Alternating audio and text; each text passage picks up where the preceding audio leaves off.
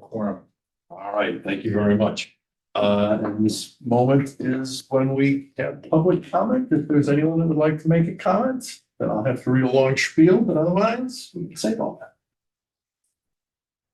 Seeing and hearing none. Okay, moving on. Could I get a motion to approve the minutes, or if there are any comments?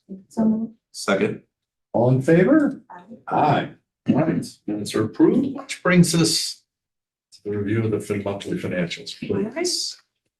So included in the packet was the financials for the month of October. So we'll go over the highlights, do a CIP update for you.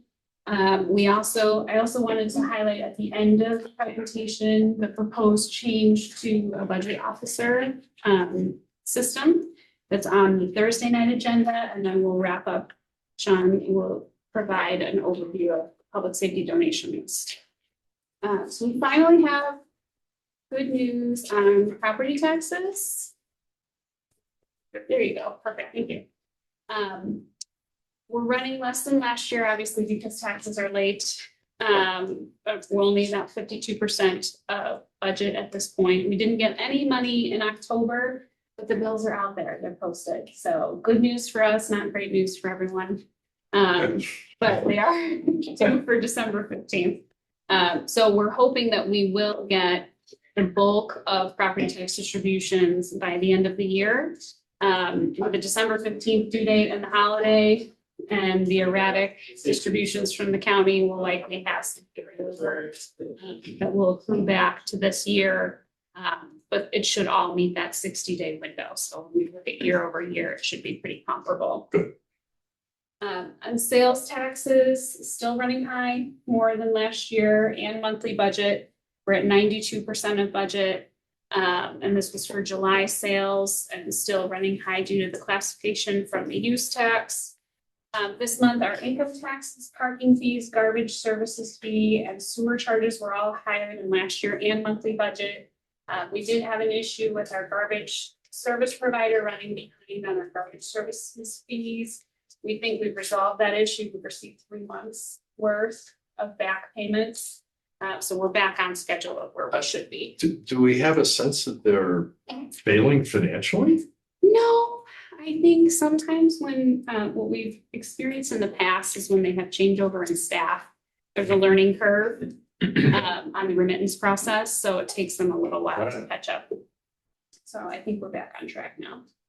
But that is something to note, and that we'll be addressing with contract renewals. So good time to have that conversation. On the expenditure side,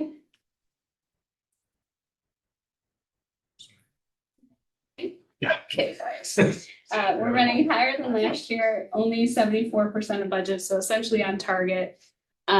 We do have a few capital projects that we've talked about that'll be rolling into next year, so that's part of that number being a little bit lower. So late in the year. When we look at annual revenue projections, revenue only performance versus budget, the general fund's projected to end the year 1.3 million over budget. When we add expenditures into that equation, we're drawing down by 1.7 million, had a planned drawdown of 4.8. We still have quite a few payments pending, so that number can change, but that's just what we're projecting right now. Fund reserves at month end are 11.6 million, or 42% of expenses. Moving on to the water fund. This was a good year for the water fund. Value metric is running higher than last year at 90.4% of budget. We're projecting to end the year 341,000 over budget. The fixed charge revenue is at 82% of the budget. Running about 20,000 higher than budget. Expenditures are higher than last year at 67.4% of budget. And then when we look at annual revenue projections, revenue only performance versus budget, we're projecting to end the year $472,000 over budget. We are trying to project that as accurately as we possibly can, but irrigation makes that hard because it varies from year to year.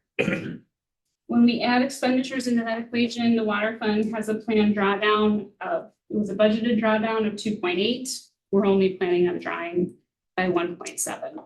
And a big driver is that revenue surplus. Fund reserves at the month end are at 3.3 million or 52% of operating expenses. Turn over to Stella for the golf carts. Thank you. Well, October turned out to be a great month. At the end of October, we did exceed our annual budget by $533,000.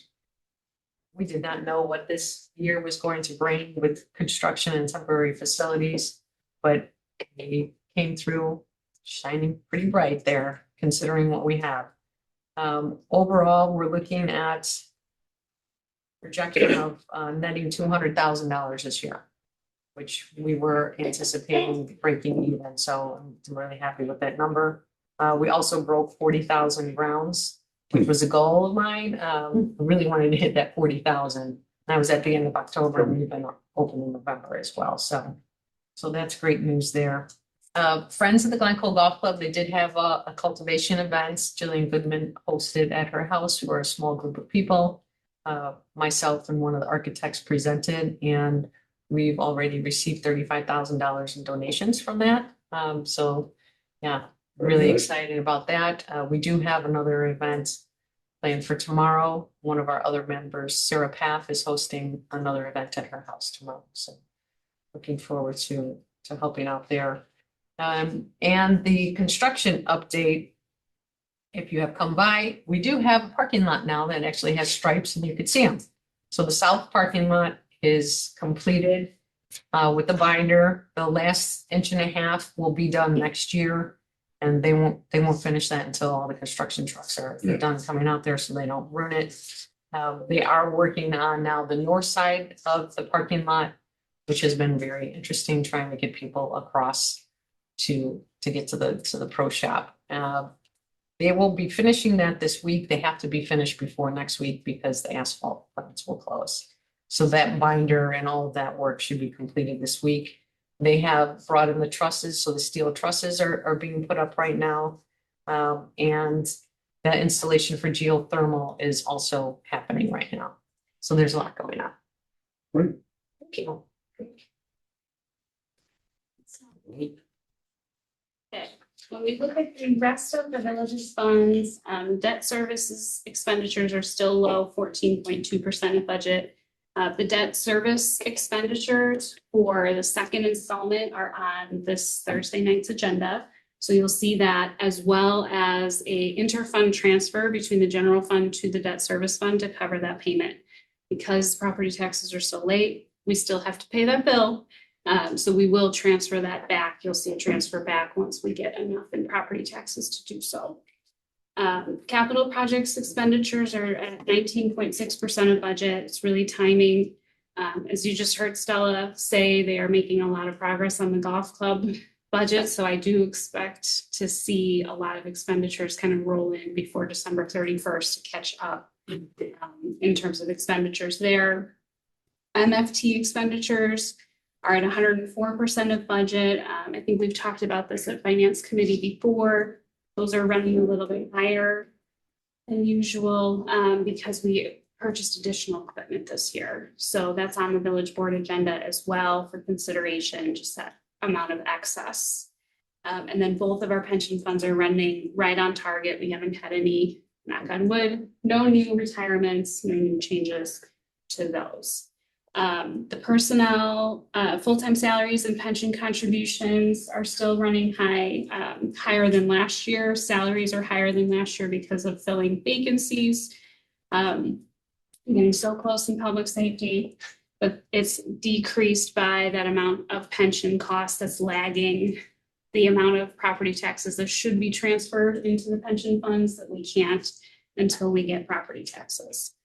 So we're running about $296,000 higher than last year. I expect to see that number climb as we get into December and we start to see the property taxes rolling. On an inflationary standpoint, not a whole lot of new news here. We did get one tariff notification from a printer ink supplier, so I don't think we're breaking the bank on that, but it has been pretty quiet on that front. Overall, commodities are running lower than last year. We're only at 74.8% of budget. Similar story with contractual services are lower than last year, 79.3% of budget. On the arbitrage, everyone's favorite topic. Everybody loves arbitrage. We have some good news to report. Our finance staff has been working diligently with our financial advisors to true up the timing of expenditures. So they ran a new arbitrage calculation.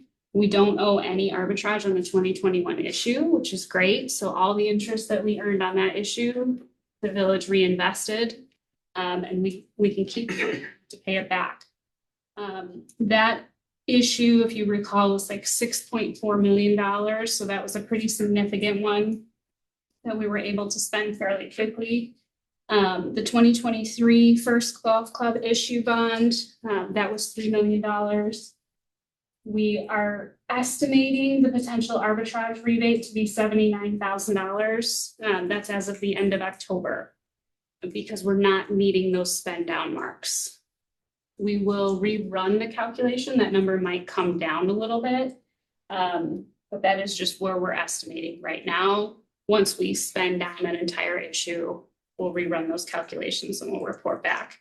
As far as an accounting for that, we do hold that money aside, whatever is estimated as of the end of the year, so we don't have to scramble to find that money. If we find out that we don't have to pay it back, then it can just be reinvested into the project. The other 2023 issue, that was a water bond issue that was $4.3 million. The estimated arbitrage on that right now is $107,000 as of October 31st. This may be a little high. Again, we'll have to go through the calculation with our provider just to make sure that that's accurate before we close that out. On the 2024 issue, that qualified as a small issue, I believe, so we do not owe anything on that as of October 31st. That was another $3 million issue. If you recall, those proceeds were all used for sanitary sewer project or storm sewer project. And those bond proceeds were spent fairly quickly. So arbitrage was not an issue there. On the $12 million 2025 issue, as of October, we don't know anything on that, but that will depend on the speed of construction. So as we get more information, we'll share that with the board. But just a reminder, this is not coming out of our bottom line necessarily. It's just excess interest that we earned on the bond proceeds that we may have to return if we don't spend it fast enough. So unfortunately, some of this is unavoidable when you have projects that get delayed. So any questions on that before I go into the next item? Okay. So on Thursday night, we have a variety of items related to the budget. You'll see pretty much all of regular business except for one item are all related to our annual budget process. One of the items that we are recommending to the board is to consider a transition to a budget officer system. This is available to us as a home rule community. What we do now is pass an appropriations ordinance and we do a budget ordinance. Technically, we do not have to do the budget ordinance. It's kind of like a belts and suspenders measure that we go through. But now as a home rule community, we have the ability to drop the appropriations piece. It's just an administrative burden because anytime we adopt the budget or anytime we amend it, we have to do double the ordinance work. So this annual budget ordinance would replace the appropriations ordinance going forward. And then we're recommending that the designated budget officer, who would be the person that's putting together the budget, managing the expenditures and the reporting on the budget, would be the village treasurer. And then that change would take effect starting January 1st of 2026. So you'll see on Thursday night's agenda, we have an appropriations ordinance and a budget ordinance and a transition to a budget officer system, just to tie it all up with a bow. And then hopefully starting next year, it'll be a little bit simpler. Any questions on that change? This removes some burdens of layers of appropriations, et cetera. And budget is really what we abide by day by Right. day anyway. And So the other home rule villages have similar, I'm assuming. a lot of them do. So this isn't, we're not blazing any new territory. Yeah. It's easier. Yeah, we've always talked about it as what we're spending, what we're doing, et cetera. I mean, we've never I have no really. problem doing what other people are doing if they Yeah. figured out that this is efficient way. Yeah. Any other questions on the treasurer's report? Okay, we'll hand it over to Monica for our CIP update. All right, so projects going in front of the board this week in November for approval are none. We have, I think, sought board approval on all items, but some updates for the calendar. We are anticipating 2 potential change orders. We're still kind of working through the final details. The first one is for the golf club renovation project. This is with our architect at GMA. There were some additional design services they're asking for additional funds for, particularly for the east driveway entrance. But there are some other items that they've calculated due to the extended permitting process. So we're still working through all those details. I'm hoping to have something finalized by the December agenda to bring forward to the fall. The next one is for the Dundee Road water main replacement. This change order is not for the contractor. It is for the construction administration help that we got through our engineering firm, HLR. So because they ended up spending more time on the job, because the job took longer, they needed a bit more budget. So we've worked with them. We're planning on taking as much of that change order cost and signing it over to the contractor. But there's a bit of in between, and so that will all be finalized, and I'll be presenting that in the December board item. The last update on the schedule, nothing significant has changed, but just wanted to note for the Village Hall second floor renovation, we are looking at substantial completion by the first week of December. That's the latest update. So that's fairly good news if we're looking at it in context. I also wanted to give a peek into the December agenda as well. We have a lot of items that we're looking for approval on into 2026 CIP. That would be the Stormwater Master Plan Phase 2. You remember this was all this kind of a 2-year project, so that second phase. We've been working with the consultants to kind of finalize based on the progress we made, what items do we want to tweak in that final second scope. The next one is the sanitary sewer rehab. This is our annual contract with RJN. They help us. Recap or rebate?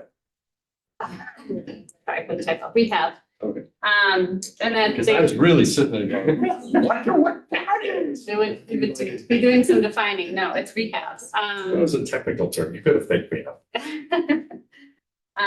Through the IICP program requirements. So just helping us understand what our scope of work will be next year to help meet those that program requirements.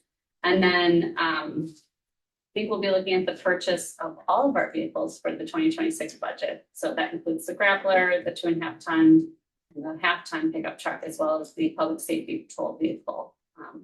We're able to have all of those prepared and ready for the December board. Any questions? Is there a story about the council chambers and the dais that you want to share? I think I might pass that on to Adam to share firsthand his knowledge. Sure. So the second iteration of the dais was delivered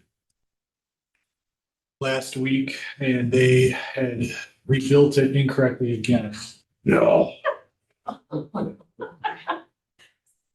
There's a funny story I can tell you in a non-public session about the funny story that I have about it. However, they have adjusted the dais correctly and are working in configuring it, and they should have it completed and prepared for installation of carpeting by tomorrow is what I was told, or Thursday, I'm sorry, was what I was told. So they had to do some trim pieces changes, and they had to cut down sections to address it. We have not accepted it So we still have the ability to say no if it doesn't conform with what we would like it to be as part of our project, but right now, it is matching as it was designed to be, so that was the match. Are the safety requirements gonna be, I mean, we obviously should look to make sure they haven't, as a result of jury rigging this thing, compromised the safety stuff. No, the panels that you're referring to are still fine and operational.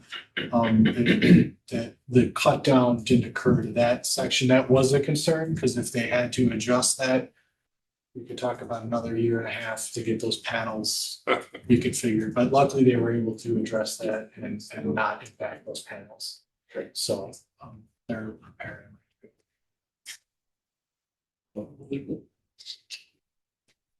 Get back to their movie careers, the Keystone Cops. The important next steps are once everything's actually in, we then have to configure all of the new technology. So that's what we will be spending the month of December doing. And hopefully sitting in that room in January. The next project I understand is the new ballroom at the White House.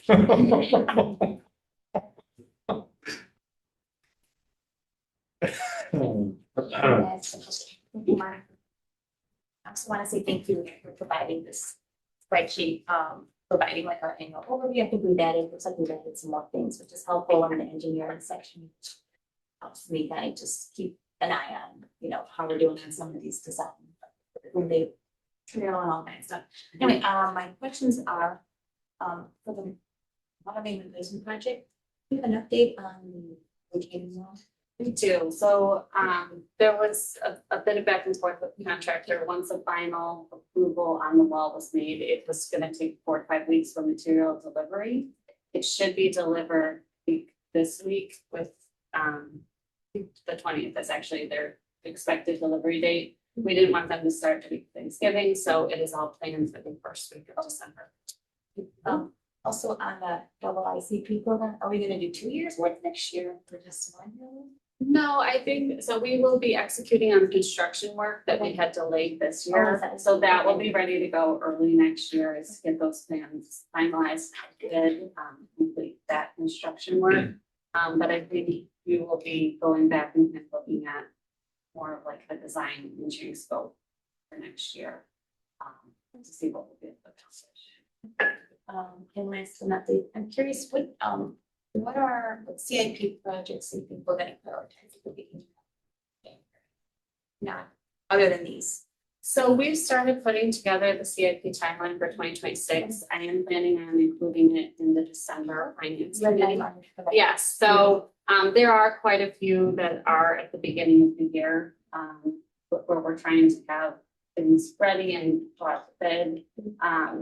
But I think for right now, what I have firmed up is what we're looking for in December. And I don't know that there's too many in January, but definitely in February, we have quite a few items where we're looking to start with board approval. So it'll probably be posted in January, the bids. So I know the water main project is one of them. Yeah, so next month we'll see something more. Yes, yep. Thank you. Thank you. Any other questions? Comments? Thank you. Last but not least, so what you have in your packet today, in page 61, 62, is a generalized list of items that we've identified through internal discussion and comprehensive review, safety. So that side of the house, looking at items for the safety foundation, recommended items, recommended projects to support for calendar year 2026. The concept of the foundation is an independent outside group to fundraise and support projects in the interest of increasing safety, efficiency, morale, and fostering community participation. For everyone's background, it is a fairly common concept that a number of different municipalities and agencies have similar organizations around us. So in the interest of transparency, or increasing transparency, we wanted to make sure we had a list of items that we were considering that fell outside of our normal budgetary review process, that we would like to ask for them to support, starting with the rescue boats. And as well as other items or other things such as training opportunities, CPR classes for the community and that sort. On those 2 pages, it's a comprehensive list with approximate prices of what we, from our initial evaluation, what the approximate costs would be. This list in and of itself is provided for your information and for discussion if you have any questions on those. But it does not mean it's the last time you can see that. If you're going to move forward, then of course return back to for approval to accept those items for those specific projects they felt according to the policy. So that said, I don't know if anyone has any questions. If you have an opportunity to review it. I, unless others want to go first. The, first of all, is there any ranking in this list? Because you picked something that's actually further down the list as the number 1 item. Yes, so when we initially drafted, the short answer is yes. The first thing we'll probably move on is the rescue boat. And and this comes from, it's a large, big ticket item that we're still waiting to hear back from our federal partners if we've been approved for any sort of grant funding on that. But that would be the front of mind that we would want to start with. For 2 reasons. 1, there's an identified need. Number 2, it's also something that the foundation has asked. They've asked for, no pun intended, here come the boat reference as a flagship, if they could, to rally behind, to focus on. And so the format, if you're familiar, some of you may recognize this format. This is something you may or may not recognize. Every year we do a similar identification process with Foreign Fire, which I believe is it's in the board meeting packet as well too.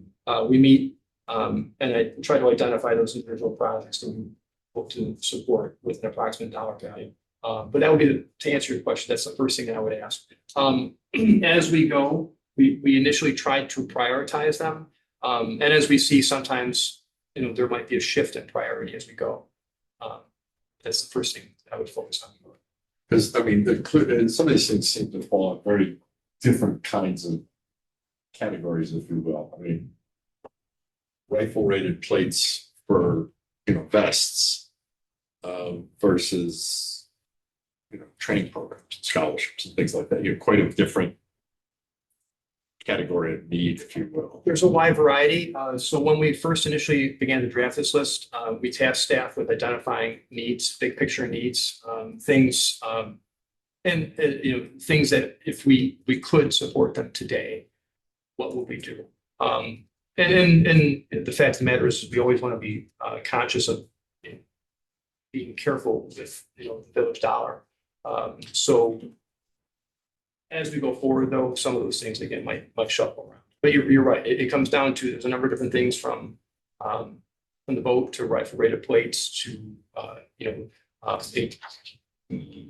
supporting the squad build to the boat itself.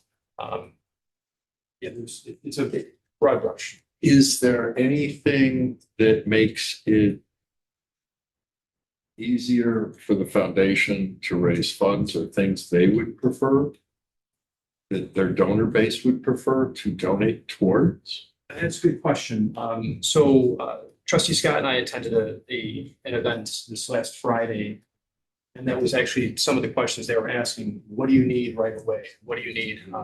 And so, I asked them for some patience because we wanted to discuss with you first and formulate that list and bring it back to them. Generally, what the basic principle is, an item where we can provide the need, demonstrate the need, and provide talking points so they can explain that on to potential donors. There's an overwhelming number of people who are very happy to support. And we're great in some of the stories that we're forwarding. They just feel it's an opportunity for them to get back and pay it forward. No, I'm thrilled with the support, and I think it's just terrific that people are generous and want to support this. But I'm just thinking that as with anything like this, having our story match up with what we think they're folks would like to contribute to. I mean, clearly if there was something in particular, great, but otherwise, when we think about a budget that we have, the things that we typically pay for, there's certain things that stand out that makes it easier to raise the money, that makes them connect better with the ask, then, you know, we should think about that as well, like something bigger and tangible like the boat is nice. But, you know, then I think about squad car active threat bailout bags, which, by the way, what are those? So that's a ready-made packet of gear standardized for each vehicle. So that would be a bag that would have additional ammunition for pistol ammunition, additional ammunition for rifle ammunition. It would have paracord tie-off information, so you could tie off a door if you're securing a scene, wedges, markers, glow sticks. In addition to, it would have limited an additional IFAC. I could go. You're right, but bailout meaning just sort of it's a a general. yeah. I'm sorry. Term of art. It's a common for a ready-made bag you could rapidly deploy. You could as you bail out of the vehicle, you grab it. I mean, you know, squad car active threat entry toolkits. Let's see, rapid threat entry toolkits. You mean like a shotgun to punch a hole in a door?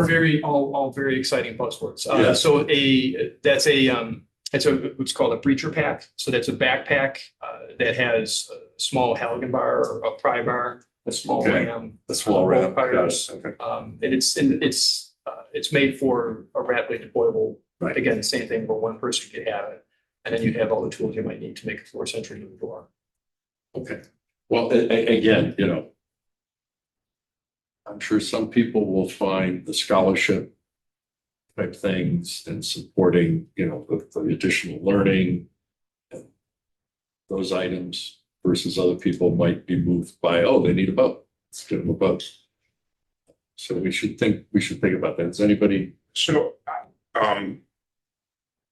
on the one hand, money is fungible. So, you know, there's a pot of money that we're going to use to pay for public safety stuff. And maybe it doesn't matter, you know, we're going to create through our budget and these very generous gifts, a pot of money, we're going to buy the stuff we need. And I certainly get Gary's point that if it's sexier to buy something sexier, easier to get donations, I get that. Here's the countervailing thought, though, is I want it to be clear that the village is going to make sure that our residents are safe, our public safety officers are safe. And I don't want to create the impression that, yeah, we're not going to pony up for safety for our public safety guys. We're going to expect a charity to do that. So if, you know, we want to hear from the public safety department, what do you need to make sure that you can make our residents safe and your guys and, you know, can be safe and effective doing their jobs? And so on the one hand, you know, money's fungible, but on the other hand, I do like the idea of Glencoe paying to make sure that our guys have appropriate body armor and you know, charity will help with valuable scholarship opportunities and stuff. Nice to have versus need to have. I don't, and now, if it really turns out to be true that we just can't get charitable donations for the nice to have, and it's easier, you know, maybe we could come up with an explanation to make sure everybody understands. But I just want to be clear: the village is going to make sure that our residents are safe, and our public safety officers are safe. Period. What I don't want is, you know, I'm old enough, but still, I remember when, you know, off in Iraq, and we sent these guys off in Iraq, and they had to come up with their own armor for this, so they didn't get blown up by IEDs. Glencoe is not doing. we're providing what our public safety officers need. And I apologize if I. No, you didn't. No, you absolutely didn't. And, you know, I'm just, there was probably a time when, you know, the government paid for the government stuff and there weren't these auxiliary, you know, the Public Safety Foundation is great. You know, these are people that are spending their time and money to help us and help our troops. That's great. And I'm glad they're there, but I don't want there to be any impression that without them, we would send you guys into battle without the, you know, the Iraq armor to keep you from getting blown up by an IED. And that's a natural tension. And unfortunately, so I agree with the point, 100%. And so that's the tension between there's maybe, you know, the honor guard is about the only thing on here that you might say, oh, well, or an extra dress uniform or something. But really, that is the tension between saying, you know, we really appreciate the generosity and it's very much appreciated. And clearly, when you can help fund us with some of these things, that helps us, you know, provide other things instead. It's not like we're cutting back at all in terms of our spending for public safety.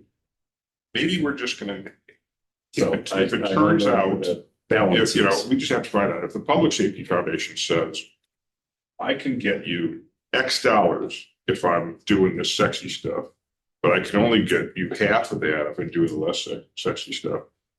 If that's the story, then okay, we'll have to figure out how we describe this.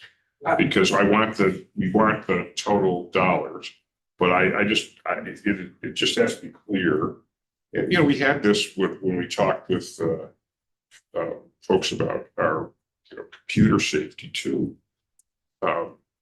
We're going to get this right. We're going to spend what we need to spend. We're going to do what we need to make sure our residents, our public safety are safe. If I could offer just some additional thoughts on this. Nobody looks at us cross-eyed when we talk about grants.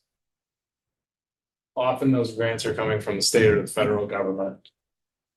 And are lobbied through various different efforts with our state and federal legislators. I do think when we talk about larger scale projects or programmatic things like the rescue boat, as the chief said, we have looked at that as a possible project for which we would seek federal grant money if those grant monies were available. This can be also argued to be another grant program, right? And I think part of what we want to make sure is that if there are fundraising efforts that are undertaken at the local level, the hyper local level, that's what we're talking about here. This isn't even regional. This is hyper local. That there are resources being put into things that the village board is comfortable with those resources being put into. If there are items on this list that you are uncomfortable with, just take them off. Right? That's part of the conversation today. And that's easy to do. But I would say this could be seen very easily as a grant program that the village is the beneficiary of. And that the resources that we don't have to spend on projects, some of these projects or pieces of equipment are going to be going into something else, right? It's not suddenly, it's not found money, it's replacing and placing those resources elsewhere, or it is found money, I should say. So when we talk about how other communities do this, I'll use Lake Forest as an example. So Lake Forest is a police foundation. They've had this foundation for many years, decades, in fact. And the Public Safety Foundation was actually modeled off of Lake Forest's. One of the things that they do in Lake Forest is that they pay for many, if not all, of the replacement police cruisers, the vehicles that they use. we could even look at programmatic things like that, where we say, look, we're not comfortable with the nice to have stuff. We really want some of the stuff that we need to have so that we can finance other things, paying for overtime, paying for whatever, however we look at it. And I would say that this could very well be a programmatic grant that the village relies upon to offset the cost of operations for pieces of equipment. But I would tell you that I think you should feel comfortable with whatever those pieces of equipment are. And if there are things on this list, part of the reason we're having this conversation is to make sure that everybody is comfortable with how those resources are received and what they are received for. So I would just offer that as part of the conversation. What? Right, having heard all of this and having had more in-depth conversations about with the people that are trying to raise funds that themselves are probably undoubtedly contributing their own money.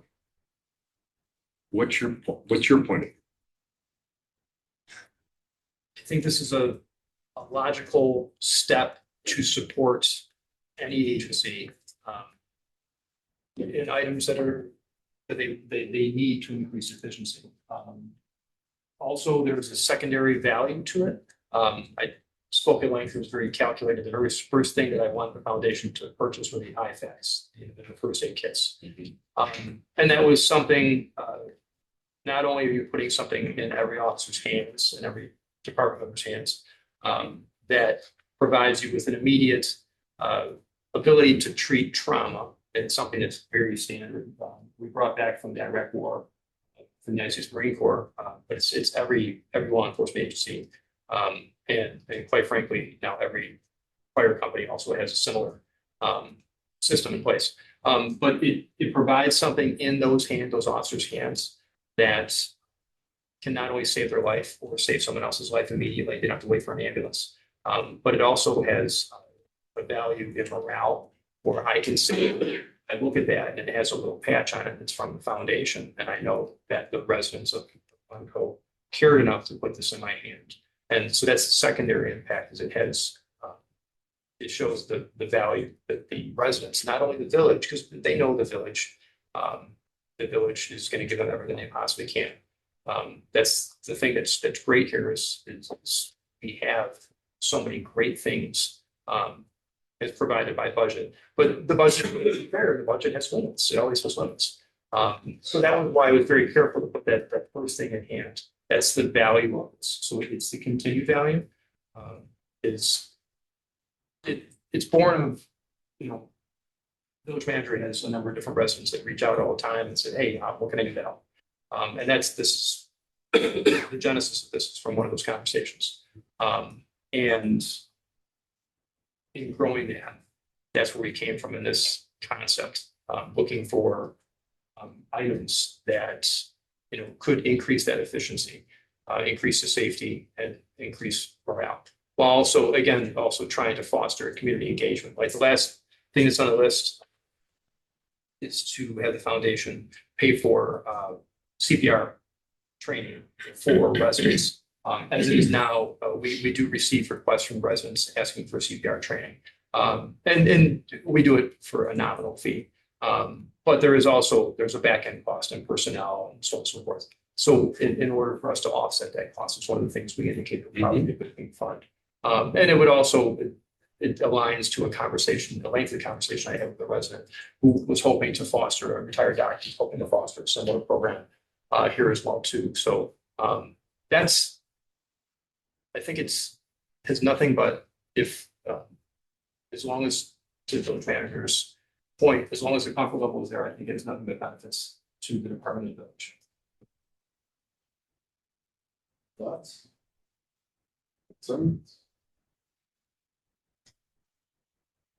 So for next step on this, we perhaps taking all this into account, maybe refining a list of, sort of here are the things right now that we would like if funding was available.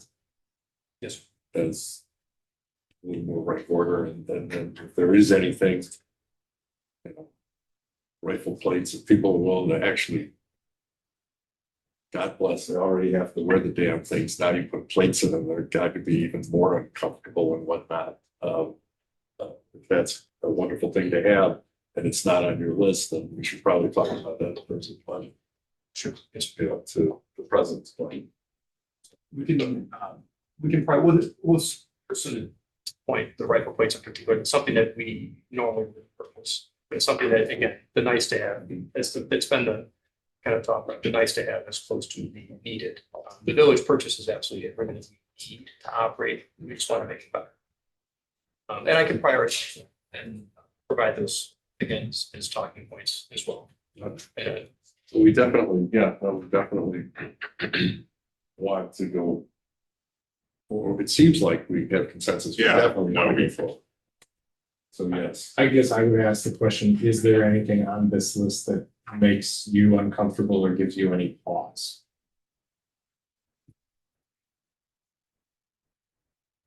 honestly, when I went through it. No, I mean, we just did shields. I didn't see anything that was conceptually different than saying, hey, we don't have shields. We have shields. No. So, you know, it didn't strike me, and I wasn't thinking that, oh, suddenly people are gonna say, what the hell are you talking about? Why haven't you bought them shields 5 years ago? What's wrong with you? I don't know, I'm assuming people such as yourself make sure that if there was something like that on the list, you'd be saying, build it into the budget. It's not a nice to have, it's a need to have, and you know we're gonna support you. So, you know, that's why, and I can say that out loud in a meeting like this because we trust that there's reasonableness and discretion on the other side too. So, all right. Well, so I always encourage staff, they identify a need as we go along to work up the chain, we discuss it, and then we, you know, go through the process. And as this is a different process is evolving, to make sure, again, we want to make sure that there's a comfort level and transparency. So if something does, as mentioned, I think if something does come up that's identified, we would bring it for you as well, too, again, just to make sure that comfort level is there. And also they have an opportunity to look at more bold references. And honestly, to the extent that folks can get behind it, you never know. It may strike a note with one or more donors. The additional leadership training, such as Deputy Chief Burley was just going to, that we can provide to folks, I think would be amazing. Yeah, because I think that in terms of benefits to the residents that when they come back from that, and you know, that's certainly hopefully got to show that people really care. That's a significant initiative that we've been really pushing, is to look for outside. One of our lieutenants was scheduled to attend the National Fire Academy, but unfortunately it was canceled at the very last minute because of the our federal partners issues. Very last minute, so people are this week. So, but that's something we've been pushing for a great deal. I'm looking for different opportunities. It's out there, a lot out there. With that, any other business? If not, can I get a motion to adjourn? Second. All in favor? Aye. We are adjourned. Thank you again very much.